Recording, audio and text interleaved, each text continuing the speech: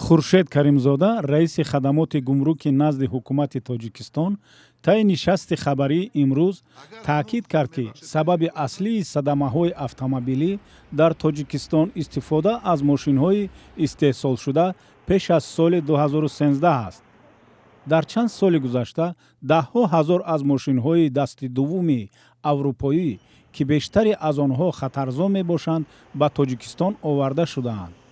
حکومت با درک خطرات ناشی از این ماشین‌های قدیمی تصمیم گرفته است تا واردات آنها را 2 اکتبر امسال ممنوع کند. آن شهروندانی که علاقه ممکن شرطنامه داشتند یا که واسطه نقل خریداری داشتند در راه است، مهلت کافی است، میتوانند در دوام این 2 ماه برای که از کدام گوشه کره زمین نباشد دوام 1 ماه به تاجیکستان دررس کردن می شود. تاجیکستان که یک کشور خرد است در 3 سال گذشته شاهد واردات 110,000 ماشین‌های تولیدشان قبل از سال 2013 بوده است.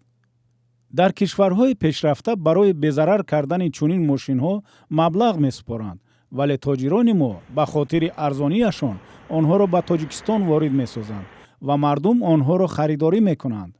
علاوه کرد خورشید کریمزاده. زلفقار اسماعیلیان تحلیلگر اقتصادی تاجیک به این نظر است که منع استفاده از ماشین‌های قدیمی در کشورهای تولید کننده واسطه‌های نقلیاتی اقدام ضروری است، اما تاجیکستان به فهرست چنین کشورها شامل نمی‌شود.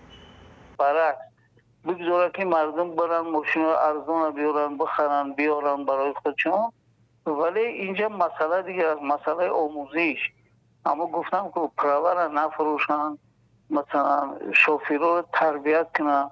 آخه آدم که نخوان شوفیری را بعد چه خیلی میتین دستش را کلی نمیگه این اما این پرور برای هر که بگه مثل همه پاده وره بعد ماشینو میرن میان خدا نکنه که یگانتش نزن.